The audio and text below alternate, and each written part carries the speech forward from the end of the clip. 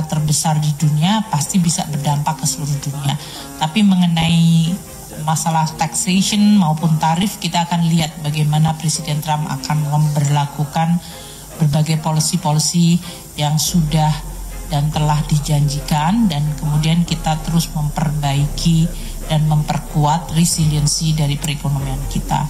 Tentu dengan kerjasama antara BI, OJK, kami dan LPS, kita tetap menjaga stabilitas sistem keuangan dan pada apakah itu menciptakan kesempatan kerja dan melakukan juga bisa saya sampaikan sekali lagi kepada teman-teman media, terima kasih atas kehadirannya pada rapat hari ini atau 2025.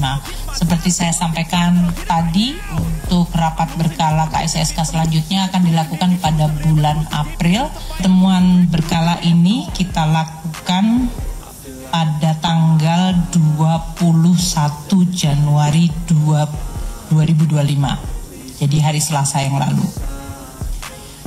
Stabilitas sistem keuangan atau sering kita sebut SSK untuk triwulan 4 2024 menurut kami Komite Stabilitas Sistem Keuangan tetap terjaga di tengah divergensi atau divergensi pertumbuhan ekonomi dunia.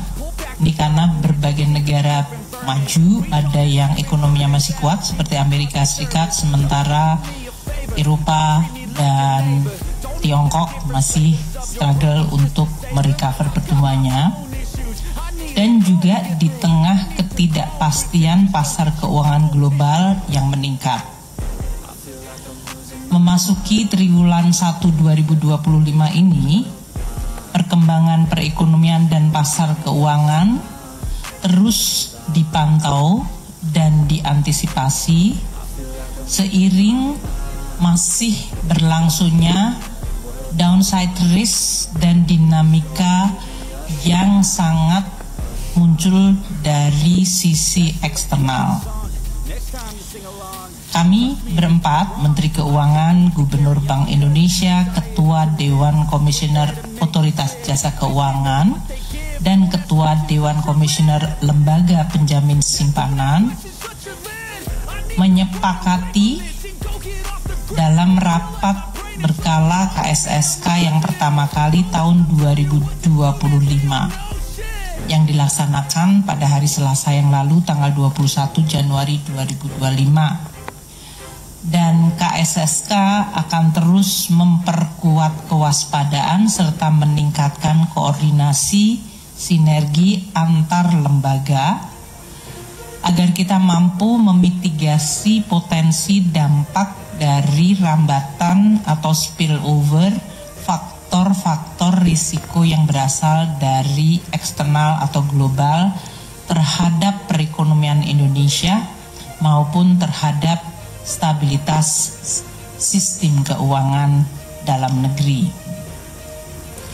Tadi disebutkan bahwa perekonomian dunia menghadapi atau mengalami divergensi atau divergence, yaitu pertumbuhan ekonomi yang berbeda-beda, dan ini menimbulkan kompleksitas serta ketidakpastian di pasar keuangan yang makin meningkat. Kita tunjukkan pada triwulan keempat 2024 perekonomian Amerika Serikat masih tumbuh kuat dan bahkan lebih kuat, sementara ekonomi Eropa dan Jepang masih mengalami perlemahan. Berdasarkan rilis terbaru di bulan Januari 2025, pertumbuhan ekonomi Tiongkok agak sedikit terakselerasi menjadi 5,4% year on year untuk triwulan keempat 2024. Ini perkembangan positif. Pertumbuhan yang terakselerasi ini didorong oleh stimulus ekonomi yang dilancarkan oleh pemerintah Tiongkok. Arah kebijakan dari pemerintah dan Bank Sentral Amerika Serikat juga menjadi faktor yang memberikan pengaruh paling besar pada kondisi ketidakpastian pasar keuangan global. Di satu sisi perekonomian Amerika Serikat mengalami penguatan dan pasar tenaga kerjanya juga membaik.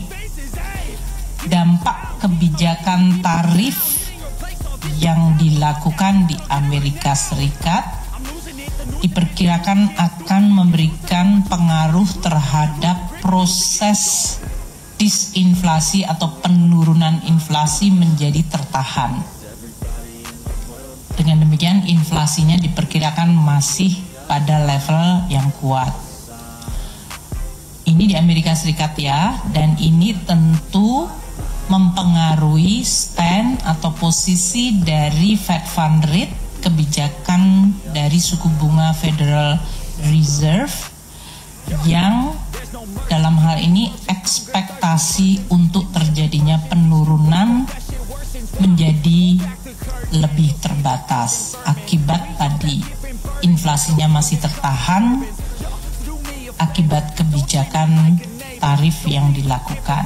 Dari sisi fiskal, Amerika Serikat juga akan lebih ekspansif dan ini mendorong yield dari US Treasury tetap tinggi, baik pada tenor jangka pendek maupun jangka panjang.